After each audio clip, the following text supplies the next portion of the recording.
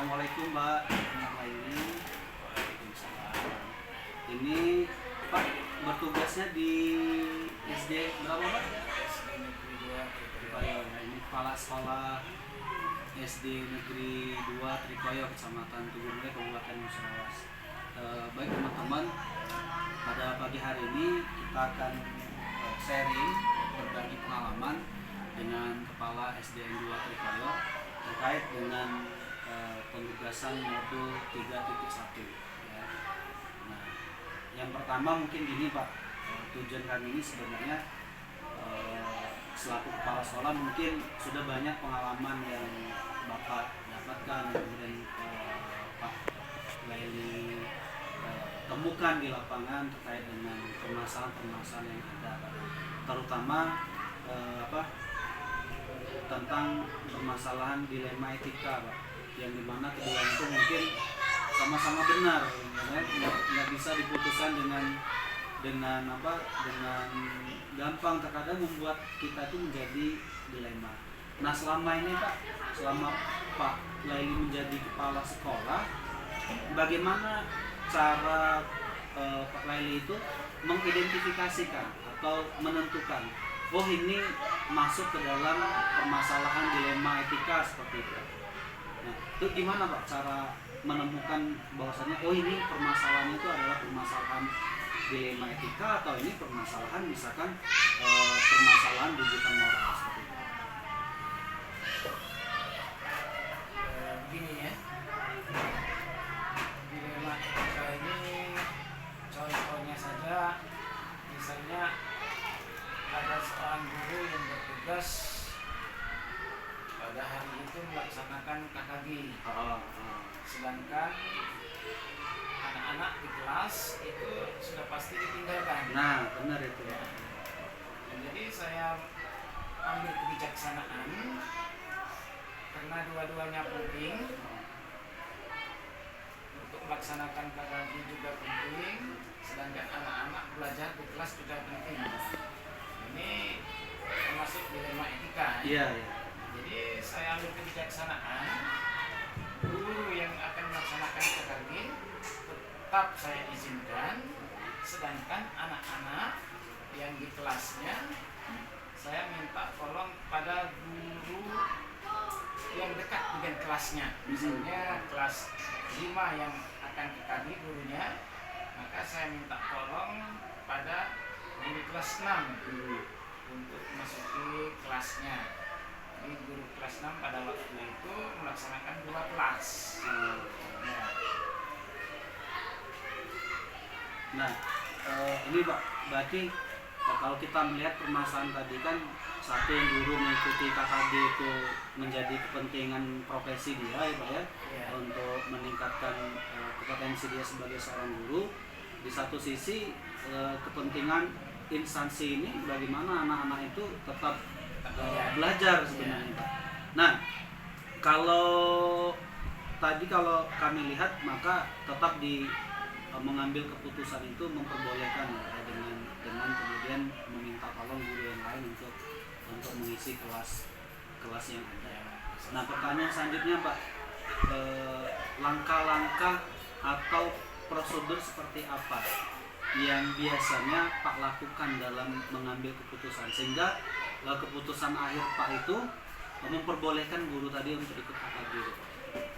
Yang pertama, kalau seorang guru itu berkepentingan izin dengan kita selaku kepala sekolah, maka kita tanya dulu kepentingannya apa. Apakah untuk pendidikan, untuk instansi sekolahnya, misalnya KKG tadi, atau ada rapat-rapat guru kelasnya, itu langkah pertama kita tanya dulu.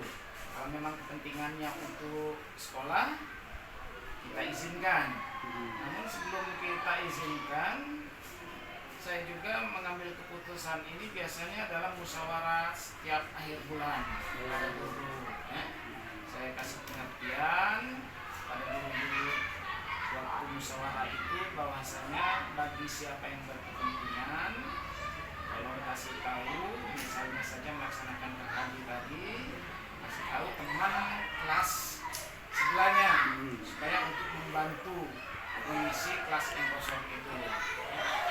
Nah, kemudian kalau ada misalnya guru yang waktu itu guru agama atau guru olahraga yang tidak ada jam belajarnya, maka guru olahraga atau guru agama tersebut yang masuk kelas kosong tadi. Jadi kita mengambil keputusan berdasarkan musyawarah. Nah Pak, terkadang kan pada saat kita mengambil keputusan itu tentu ada tantangan ya Pak, sebagai kepala sekolah. Nah menurut Pak, tantangan apa saja yang pernah Pak alami pada saat mengambil keputusan, khususnya ini Pak terkait dengan dilema etika tadi Pak. Mungkin kan ada tantangan tersendiri misalkan yang sering kita hadapi terkait dengan pengambilan keputusan itu. Nah, gimana tantangan yang selama ini Pak dapatkan Pak? Tantangannya biasanya kalau guru tersebut berhalangan masuk, dia ada kepentingan kedinasan. Nah itu kelasnya kosong, diisi oleh guru yang satu lagi, guru kelas yang lain ya. Nah ini tantangannya guru ini ya, yang kadang dia bolak-balik kelas 6 misalnya, kelas 5 masuk ke kelas 6, kelas 5 kadang ribut. Masuk kelas 5, kelas 6 ribut. Ini tantangan tersendiri bagi guru tersebut. Bagaimana dia cara mengatasi anak itu supaya bisa berjalan tertib proses belajar mengajarnya itu. Nah itu tergantung pada materi yang diberikan oleh guru tersebut. Bagaimana mengatasi anak itu supaya tidak ribut, proses belajar mengajarnya berjalan dengan tertib. Tapi tantangannya lebih ke bagaimana kita manajemen sekolah itu ya Pak ya. Karena otomatis pada saat guru yang tidak masuk tadi, ya mau tidak mau satu kelas ini terbengkalai juga ya. Nah, dalam menghadapi tantangan-tantangan itu mungkin Pak Laili selaku kepala sekolah mungkin ada waktu khusus atau misalkan gini Pak, pada saat menyelesaikan permasalahan itu, misalkan seperti tadi ada permasalahan, biasanya kalau Pak Laili selaku kepala sekolah diselesaikannya tuh di sekolah atau di rumah, atau memang Pak itu membuat jadwal khusus untuk menyelesaikan berbagai masalah yang ada? Kalau permasalahan di sekolah, biasanya yang selama ini saya laksanakan, saya selesaikan di sekolah. Di sekolah. Misalnya permasalahan guru. Jadi saya kumpulkan guru-guru, diajak musyawarah, kasih pengertian pada guru tersebut. Kalau ada temannya yang berkepentingan kedinasan, tidak hanya kedinasan atau sakit, nah itu guru yang lain harus ada pengertian dengan temannya tersebut. Kalau secara waktu khususnya Pak, misalkan saya kalau setiap hari Jumat atau setiap hari Sabtu misalkan meluangkan waktu khusus untuk menyelesaikan permasalahan yang ada nggak schedule khusus yang dibuat oleh Pak Laili selaku kepala sekolah untuk menyelesaikan permasalahan itu? Kalau khusus tidak ada, itu tergantung keadaan. Ya. Kalau misalnya keadaannya mendesak, memang kepentingan sekolah, kita selesaikan waktu itu juga. Jangan sampai berlarut-larut supaya guru-gurunya tidak ada salah paham, salah pengertian. Nah, ini Pak, pertanyaan selanjutnya Pak, mungkin pada saat kita menyelesaikan permasalahan yang kemudian tantangan-tantangan yang ada itu, kita kan apalagi Pak Laili sudah berkeluarga ya baik Pak saya, tentunya pada saat mengambil keputusan itu apakah saya dengan istri atau dengan siapa yang menurut Pak itu pada saat ada sebuah permasalahan saya tuh bisa lebih mudah memutuskan permasalahan ini setelah saya misalkan bicara dengan istri atau apa, ada nggak pengalaman khusus terkait hal yang mempermudah Pak Laili itu untuk menyelesaikan permasalahan yang ada? permasalahan ini kita melihat keadaan permasalahannya. Kalau memang sangat rumit, selagi kita bisa selesaikan dengan buru-buru, kita selesaikan dengan buru-buru terlebih dahulu. Kalau misalnya hal ini tidak juga selesai, kita kan punya atasan, kita sharing ke pengawas, tempat kita ngadu, kita curhat bagaimana mengatasi permasalahan tersebut. Berarti kalau seandainya dia permasalahannya lebih ke kedinasan, ya secara struktur organisasinya Pak yang lebih dipentingkan ya Pak ya. Ya. Kenapa Pak seperti itu Pak? Ya, karena ini menyangkut kedinasan, bukan pribadi. Kalau pribadi kita curhatnya ke keluarga Ya. istri, Makanya nanti saudara. masalah ini justru memperburuk keadaan ya Pak ya.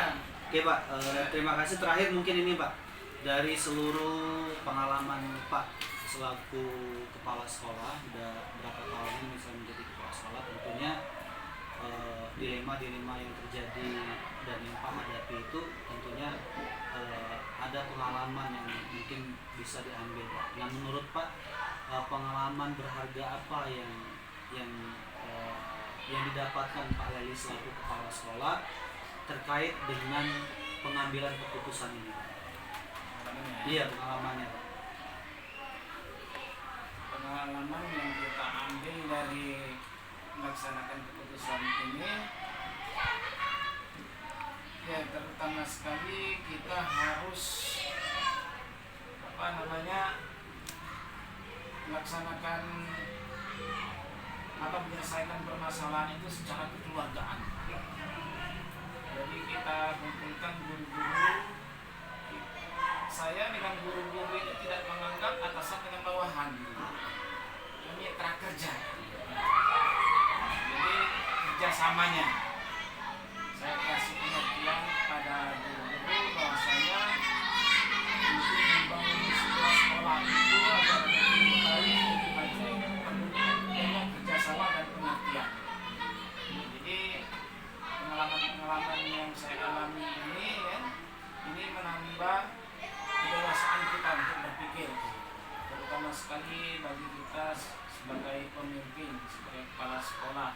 Ini sangat bermanfaat sekali.